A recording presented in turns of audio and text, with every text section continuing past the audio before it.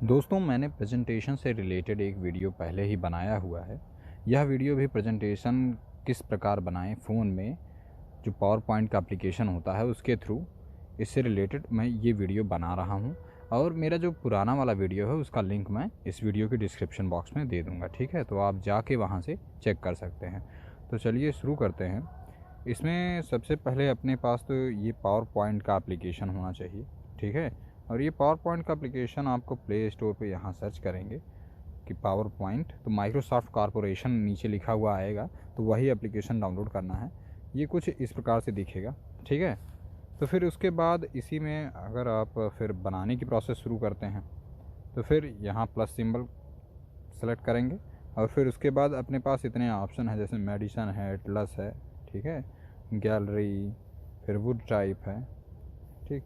फिर इनमें से जो आपको पसंद आए उसे आप सेलेक्ट कर लीजिएगा, ठीक है। जैसे ड्रॉपलेट में अगर बनाते हैं तो ये कुछ इस तरह से इंटरफेस ओपन होता है। फिर इसमें ये देखिए सारे ऑप्शंस के बारे में जान लेते हैं। तो यहाँ पर इस तरह से सारे ऑप्शन खिलते हैं: home, insert, draw, design, transition, animation. देखो, ट्रांजिशन और एनिमेशन से वहाँ वर्क होता है, जैसे कि स्लाइड टू स्लाइड जो एनिमेशन सेट होती है वो ट्रांजिशन में सेट होती है। और वर्ड टू वर्ड, यानी एक स्पेसिफिक स्लाइड पे अगर किसी शब्द को किसी अट्रैक्टिव तरीके से प्रेजेंट करना है या फिर अपीयर कराना है, वो एनिमेशन के थ्रू होता है।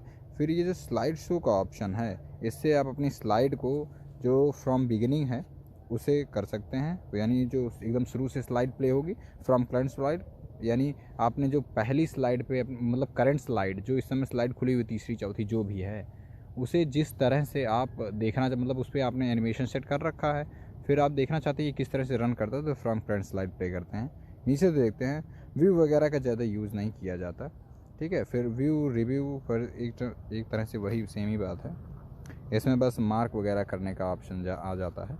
स्लाइड शो में जो है वो फ्रॉम बिगिनिंग, यानी जब आपकी स्लाइड बन चुकी हो उसे फ्रंट से प्ले करने के लिए ऑप्शन होते हैं। फ्रॉम करंट स्लाइड, वही जो करंट स्लाइड आप जिस समय अगर मान लीजिए 5वीं स्लाइड पे हैं तो वहाँ से प्ले होता है। अगर आप चाहें तो किसी स्लाइड को हाइड भी कर सकते हैं, ठीक है। नेक्स्ट एनिमेशन की बात करें। एनिमेशन और ट्रांजिशन जो है ये बाद में जानेंगे। फिर उसके बाद डिज़ाइन आता है। डिज़ाइन में आप थीम है, अगर बीच में आपको लग रहा है कि ये थीम नहीं ठीक है इसके लिए, तो थीम आप कुछ इस तरह से चेंज कर सकते हैं, ठीक है। जैसे ये सर्किट में आ गया, ठीक है। अब फॉर्मेट बैकग्राउंड कलर भी आप चेंज कर सकते हैं, ये देखिए ग्रीनिश हो गया, ठीक है। और फिर इस तरह से ये कलर जैसे आपको लग रहा हो कि अगर ये कलर ठीक नहीं है, ये कलर आप चेंज कर सकते हैं, ठीक है, कुछ इस तरह से। और फिर उसके बाद ये तो डिज़ाइन से होता है। डिज़ाइन में केवल जो ये थीम से रिलेटेड ऑपरेशंस होते हैं, ठीक है। फिर मेन काम जो लगता है हमें होम और इंसर्ट से लगता है। फ़िलहाल ये ड्रॉ है। ड्रॉ में हाईलाइट, आप किसी लाइन को हाईलाइट भी कर सकते हैं अगर कुछ लिखे हैं, ठीक है। फिर उसके बाद कलर चूज़ करने का है। ये थिकनेस के लिए है कि आप कितने थिक पॉइंट से आप सेलेक्ट कर रहे हैं, अंडरलाइन कर रहे हैं, ठीक है। तो बेसिकली इसमें ये वर्क होता है। तो मेनली अपने लोग जो वर्क करते हैं वो होम और इंसर्ट में करते हैं। होम में क्या ऑप्शन आता है, जैसे कि double tap to add title, तो टाइटल बोल्ड में लिखी जाती है। और टाइटल को अगर लिखें तो तकरीबन फॉन्ट साइज 60 कर लें। जैसे दिस इज डेमोन्स्ट्रेशन,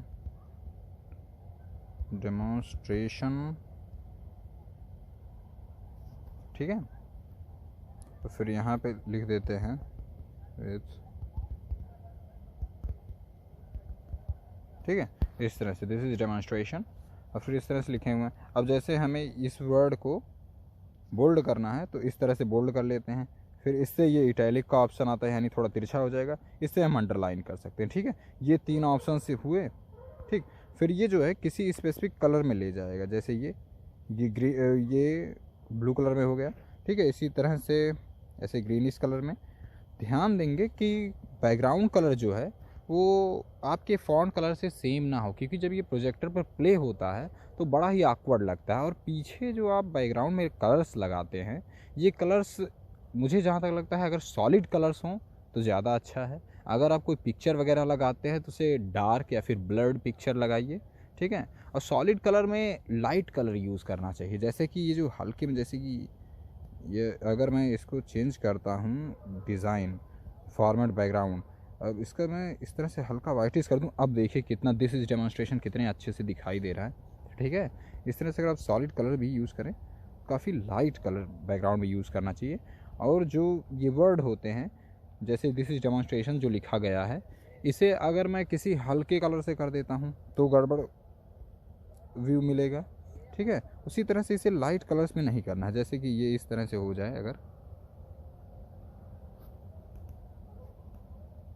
इस तरह से कुछ इसको सेलेक्ट कर लेंगे, फिर इस तरह से इसमें हल्के कलर में नहीं रखना है, इसको बोल्ड कलर में रखना है। और ध्यान देना है इसमें ऐसे कलर मत देखिएगा, जब आप फ़ोन में रखते हैं, फ़ोन में देखते हैं इसे, तो आपको लगता है कि नहीं थोड़ा देखने में परेशानी हो रही है, या फिर कुछ ऐसे कलर आउटपुट्स कलर कॉम्बिनेशंस बन रहे हैं जिसमें एक कलर दूसरे कलर को देखने नहीं दे रहा, ठीक है। तो कुछ इस तरह से अगर हम प्रोजेक्टर पर प्ले करते हैं तो ये एक अजीब सा रिस्पांस देता है देखने में। नेक्स्ट अब हम लोग इसका चेंज कर लेते हैं, जैसे ब्लैक में है, ठीक है। विथ आनंद के आर वर्मा जैसे ये नहीं दिख रहा है, इसमें सेलेक्ट करते हैं पूरा, ठीक है। और फॉन्ट कलर इसका भी ब्लैक करते हो, तब देखिए सारी चीज़ें दिख रही हैं, जैसे डेमोन्स्ट्रेशन। अब ठीक, हमें मान लीजिए समझ लीजिए इसकी जो स्लाइड है ये कंप्लीट हो गई है। अब हमें नेक्स्ट स्लाइड चाहिए, तो ये दूसरी स्लाइड आ गई। ये पहली स्लाइड थी, ये दूसरी स्लाइड है। इसी तरह से आप तीसरी चौथी जितनी स्लाइड आप बनाना चाहें ऐड कर सकते हैं, ठीक है। अब दूसरे स्लाइड पे वर्क करते हैं। दूसरे स्लाइड पे यहाँ जो नीचे बॉटम पे ऑप्शंस दिख रहे हैं आपको, ये ऑप्शन स्लाइड लेआउट डिज़ाइन करता है। जैसे कि जो कंपैरिजन है, इसमें आप यहाँ पे एक पॉइंट लिखिए, यहाँ पे एक पॉइंट लिखिए, फिर उनके बारे में थोड़ा थोड़ा यहाँ पे लिख दीजिए, ठीक है। इन सेक्शन में थोड़ा थोड़ा उनके बारे में लिख दीजिए। इस पॉइंट पे आप उनके नाम लिख सकते हैं, यहाँ पर आप एक ऊपर टाइटल दे सकते हैं। अच्छा, किसी भी स्लाइड में ऊपर टाइटल लिखना ज़रूरी है। जैसे कि आप कंपैरिजन करवा रहे हैं तो किसके किसके बीच कंपैरिजन करवा रहे हैं, ठीक है। जैसे ए एंड बी, ठीक, इस तरह से कुछ लिखा जाता है। जैसे टाइप ऑफ फोटोसिंथेसिस हुआ तो उसमें फोटोसिंथेसिस में C4 C3 एंड कैम के बारे में लिखेंगे। तो जैसे यहाँ पे मेन जो टाइटल होगा टाइप ऑफ फोटोसिंथेसिस, ठीक है। इस तरह से कुछ आप लिखेंगे और फिर उसके बाद में यहाँ लिख देंगे C4 C3 CAM। जैसे यहाँ C3 के बारे में लिख दिए, फिर उसके बाद C4 के बारे में, CAM के बारे में। तो यहाँ फ़िलहाल तो कंपैरिजन के लिए 2 दे रहा है, तो आप मल्टीप्लाई करके इनके साइज़ को एडजस्ट करके छोटा करके कॉपी करके पेस्ट करके एक और ला सकते हैं, वो कोई बड़ी बात नहीं होती है, ठीक है। तो इस तरह से कुछ हुआ। तो ठीक है, अब बात करते हैं और ऑप्शंस की। ये कमेंट ऐड होता है, इससे कुछ खास काम नहीं होता। ये टेबल के लिए है। टेबल अगर आप कहीं से कॉपी करके पेस्ट कर ले तो ज़्यादा अच्छा है। टेबल इसमें डिज़ाइन करते हैं तो टाइम कंज्यूमिंग हो सकता है। यहाँ से आप पिक्चर इंसर्ट कर सकते हैं और यहाँ से आप कोई स्पेसिफिक शेप दे सकते हैं। स्पेसिफिक शेप में अगर आपको लिखना है तो आप वो भी रख सकते हैं, ठीक है। अगर इसके बीच में लिखना हो तो वो भी कोई बड़ी बात नहीं है, ठीक। और फिर उसके बाद में अगर यहाँ देखेंगे आपको टेक्स्ट बॉक्स का ऑप्शन आता है। टेक्स्ट बॉक्स का अक्सर ज़रूरत पड़ती है जब आप कहीं यहाँ से सारे ये फंक्शंस डिलीट कर देते हैं। आपको चाहिए कि अपने अकॉर्डिंग रखना है, तो यहाँ पे टेक्स्ट बॉक्स लीजिए, उसमें कुछ लिखिए, ठीक है। उसके फ़ॉन्ट सेलेक्ट करिए वगैरह सारी चीज़ें सेलेक्ट करिए। फिर इसको जिस जगह पे प्लेस करना है वहाँ पर कुछ देखिए, फ़ोन में बनाना तो हमेशा से ही कठिन होता है क्योंकि इसकी स्क्रीन छोटी होती है और काफ़ी इधर उधर वर्क चला जाता है। तो इस तरह से जहाँ आप चाहें वहाँ सेट कर सकते हैं। फिर बाद में ये एक पिक्चर का भी ऑप्शन है, आप डायरेक्ट कैमरा ऑन करके भी पिक्चर ले सकते हैं, ठीक है। फिर यहाँ के सारे पॉइंट्स हो गए। फिर होम पे देखते हैं, होम के बारे में जानते थोड़ा और पॉइंट्स, ठीक है। तो यहाँ से आप फ़ॉन्ट चेंज कर सकते हैं। जैसे एरियल ब्लैक बोल्डेड फ़ॉन्ट माना जाता है, ठीक है। फिर 24 की में है, तो सभी चीज़ें अगर आप ध्यान दें तो 32 में लिखें तो ज़्यादा अच्छा है। फ़ॉन्ट साइज़ 32 हो क्योंकि इससे प्रोजेक्टर पर भी अच्छा व्यू मिलता है। अच्छा देखिए, 2 पॉइंट्स होती है इसमें। अगर आप अपना प्रेजेंटेशन पॉइंट टू पॉइंट समझाना चाहते हैं पॉइंट से तो ठीक है, पॉइंट आपके बोल्डेड फॉरवर्ड होने चाहिए। और पूरी राम कहानी आप ना लिख दीजिए। प्रेजेंटेशन में पूरी कहानी नहीं लिखी जाती क्योंकि जो ऑडियंस बैठी होती है वो आपकी बात सुने या फिर आपकी लिखी हुई कहानी पढ़े, तो ये एक चैलेंजिंग होता है। तो पूरी कहानी लिखने का कोई मतलब नहीं होता। आप छोटे छोटे पॉइंट्स वाइज लिखिए, उन पॉइंट्स को अलग अलग एनिमेशन सेट करिए और फिर उन्हें प्रेजेंट करिए, ठीक है। हर एक पॉइंट्स पर थोड़ा थोड़ा टाइम ले करके। और पॉइंट्स पर मैंने एनिमेशन कहा है, एनिमेशन सेलेक्ट करिए, ठीक है। और फिर जिससे आपको भी टाइम मिल जाता है कि एक पॉइंट को समझाने का, फिर उसके बाद दूसरे पॉइंट का, ठीक है। फिर उसके बाद यहाँ बुलेट्स वगैरह हैं, अगर आप बुलेट्स में पॉइंट वाइज सेट करना चाहते हैं, ये नंबरिंग आ जाएगा, देखो 1 लिखा हुआ है, ठीक है। ये 20 से लिखना प्रारंभ करेगा, ये दाहिने साइड से, ये फिर मिडल से, फिर ये जितने भी चेंजेस होते हैं आप इस एप्लीकेशन को एक्सप्लोर भी कर सकते हैं कि क्या क्या ऑप्शंस हम इसमें रन कर सकते हैं, ठीक है। ये तो रही होम की बातें, ठीक है। इंसर्ट में क्या क्या आता है, आप टेबल इंसर्ट करते हैं। बेसिकली इंसर्ट का यूज इसमें पिक्चर के लिए करते हैं और बाकी सेव टेक्स्ट बॉक्स के लिए भी करते हैं। स्मार्ट आर्ट वगैरह शायद इसमें यूज नहीं कर सकते, शायद इसके लिए आपको सब्सक्रिप्शन लेना पड़ेगा माइक्रोसॉफ्ट 365 का, ठीक है। और आप वीडियो ऐड कर सकते हैं, हाँ इसके थ्रू वीडियो ऐड कर सकते, पिक्चर ऐड कर सकते हैं, ठीक है।